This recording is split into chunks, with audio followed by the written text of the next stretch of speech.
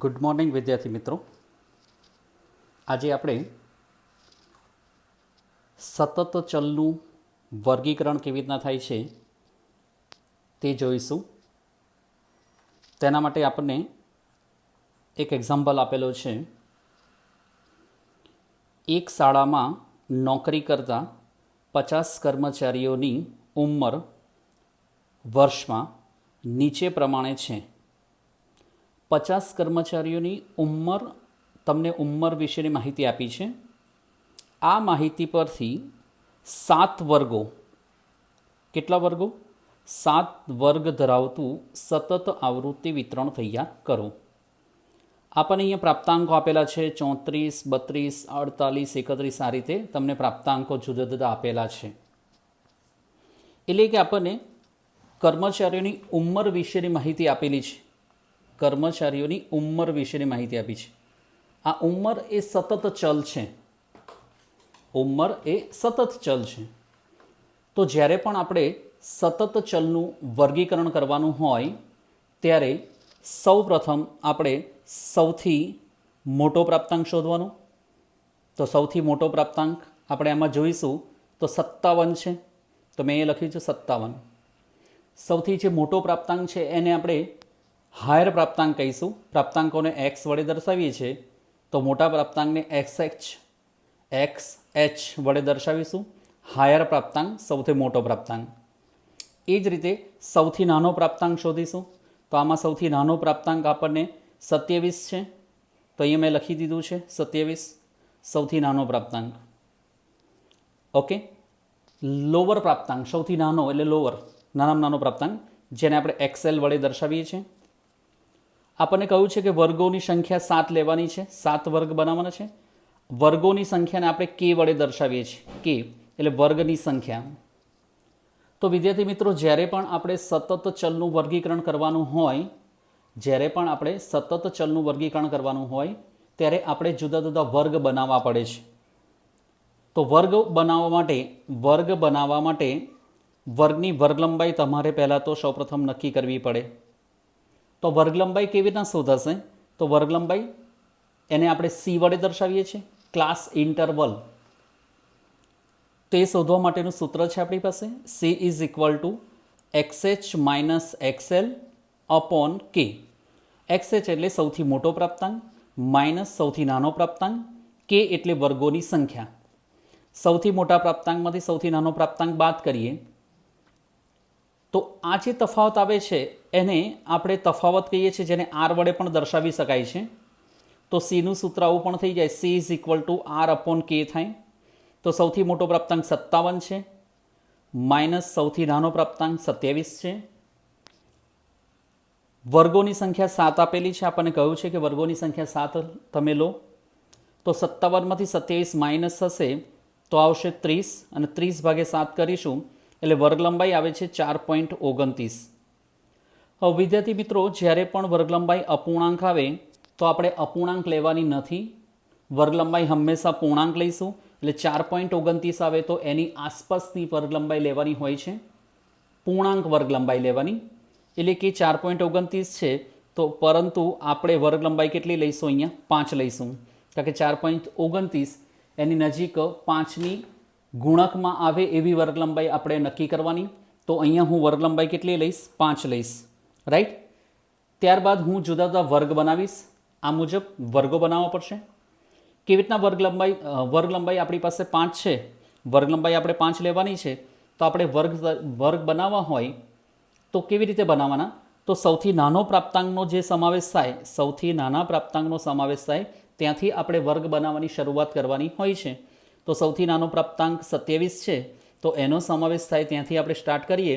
તો 25થી શરૂઆત કરીએ તો પછી વર્ગલંબાઈ 5 છે એટલે 5 નો ડિફરન્સ લઈશું. 25થી 30, 30થી 35,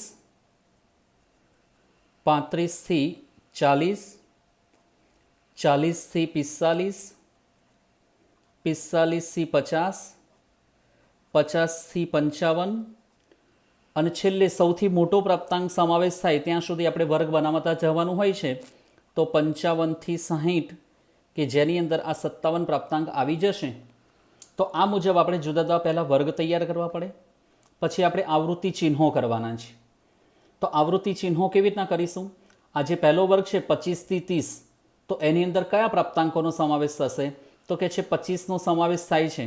25 આવે તો અહીંયા ટીક કરીએ છીએ. 25, 26, 27, 28 અને 29. 30 જે છે એના પછીના વર્ગમાં આવે છે. તો આ જે વર્ગ છે 30 થી 35, એમાં 30નો સમાવેશ થશે, પરંતુ 35નો સમાવેશ થતો નથી. તો આપણે આ રીતે જુદા જુદા વર્ગ બનાવીશું. ત્યારબાદ આપણે આવૃત્તિ ચિહ્નો કરીએ છીએ. આવૃત્તિ ચિહ્નોમાં પહેલાં જોવાનું 32, તો 32 કયા વર્ગમાં આવે? તો 30 થી 35ની વચ્ચે આવે, તો આપણે એક ટીક કરીશું, રાઈટ. ત્યારબાદ 34, એ પણ 30 થી 35ની વચ્ચે આવશે. 48 તો કે છે 45 થી 50ની વચ્ચે આવે છે. 31 30 થી 35ની વચ્ચે આવશે. 34 એ પણ 30 થી 35ની વચ્ચે આવશે. 27 25 થી 30ની વચ્ચે આવે. 57 55 થી 60ની વચ્ચે આવે. 36 35 થી 40ની વચ્ચે આવશે. 49 45 થી 50ની વચ્ચે આવશે. 51 તો કે છે 51 જે છે એ 50 થી 55ની વચ્ચે આવશે. 45 તો 45 થી 50ની વચ્ચે આવશે. 29 25 થી 30ની વચ્ચે આવશે. 36 તો 35 થી 40ની વચ્ચે આવે છે. 46 45 થી 50ની વચ્ચે આવશે. ફરીથી 46, એ જ 45 થી 50માં, પરંતુ અહીંયા 4 ઊભી ટીક થઈ જાય એટલે 5મી ટીક આપણે આડી ટીક કરીએ છીએ. ત્યારબાદ 49 તો એ 45 થી 50ની વચ્ચે જ આવે છે. 51 50 થી 55ની વચ્ચે આવશે. 47 45 થી 50ની વચ્ચે આવે છે. 50 તો 50 થી 55ની વચ્ચે આવશે. 30 તો જો અહીંયા ધ્યાન આપો, 30 25 થી 30માં નથી આવતો, એના પછીના વર્ગમાં 30 અહીંયા આવે છે. 30નો સમાવેશ 30 થી 35માં થાય છે. 4 ઊભી લાઈન થઈ ગઈ છે એટલે 5મી લાઈન આપણે આડી કરીએ છીએ. ત્યારબાદ 35 35 થી 40ની વચ્ચે આવે. 41 તો 40 થી 45ની વચ્ચે આવશે. 36 35 થી 40ની વચ્ચે આવશે. 47 45 થી 50ની વચ્ચે આવશે. 30 30 થી 35ની વચ્ચે આવે છે. 35 તો 35 થી 40ની વચ્ચે 4 ઊભી લાઈન થઈ ગઈ એટલે આપણે આડી લાઈન કરીશું. 48 તો 45 થી 50ની વચ્ચે આવશે. 53 50 થી 55ની વચ્ચે આવશે. 37 35 થી 40ની વચ્ચે આવશે. 47 45 થી 50ની વચ્ચે આવશે. ત્યારબાદ 45 45 થી 50ની વચ્ચે આવશે. 30 તો 30 થી 35માં આવશે. 50 50 થી 55ની વચ્ચે આવશે. ત્યારબાદ 44 તો 40 થી 45ની વચ્ચે આવશે. 49 45 થી 50ની વચ્ચે આવશે. 43 40 થી 45ની વચ્ચે આવશે. 42 40 થી 45ની વચ્ચે આવશે. 46 45 થી 50ની વચ્ચે આવે છે. 28 25 થી 30ની વચ્ચે આવશે. 48 45 થી 50ની વચ્ચે આવશે. 52 50 થી 55ની વચ્ચે આવે છે. 36 35 થી 40ની વચ્ચે આવશે. 43 તો કે છે 40 થી 45ની વચ્ચે આવશે. 38 35 થી 40ની વચ્ચે આવશે.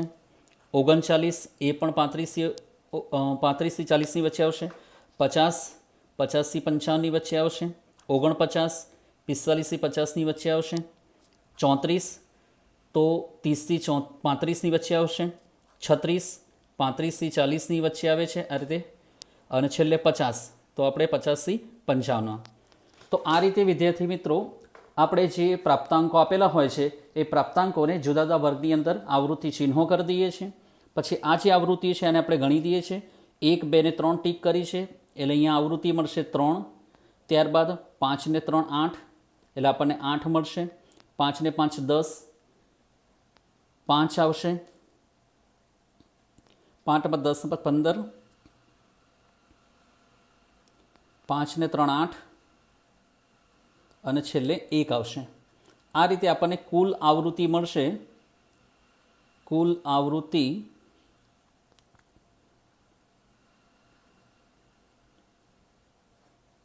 50 આવશે. તો આ રીતે આપણને સતત ચલ આપેલો હોય, સૌથી મોટો પ્રાપ્તાંક શોધીશું, સૌથી નાનો પ્રાપ્તાંક શોધીશું, વર્ગ લંબાઈ નક્કી કરીશું. ત્યારબાદ આપણે વર્ગ તૈયાર કરવાના આવશે. વર્ગ આપણે સૌથી નાના પ્રાપ્તાંકનો સમાવેશ થાય ત્યાંથી આપણે વર્ગ બનાવવાની શરૂઆત કરવાની. સૌથી મોટો પ્રાપ્તાંકનો સમાવેશ થાય ત્યાં સુધી આપણે વર્ગ તૈયાર કરીશું, આવૃત્તિ ચિહ્નો કરીશું, આવૃત્તિ મેળવીશું. તો આ રીતે જુદા જુદા વર્ગો, વર્ગ અને આવૃત્તિ આપણને મળે છે. તો વર્ગ, જુદા જુદા વર્ગો અને આવૃત્તિ ધરાવતું આ પ્રકારનું જે આપણને આવૃત્તિ વિતરણ મળે છે, જેને આપણે સતત આવૃત્તિ વિતરણ તરીકે ઓળખીએ છીએ. તો વિદ્યાર્થી મિત્રો, તમને સતત ચલ આપ્યો હોય તો એનું વર્ગીકરણ કરીને સતત આવૃત્તિ વિતરણ તમે આ રીતે મેળવી શકો છો. નેક્સ્ટ વિડીયોની અંદર આપણે અનિવારક આવૃત્તિ વિતરણ કેવી રીતના થાય છે તે જોઈશું. અસ્તુ.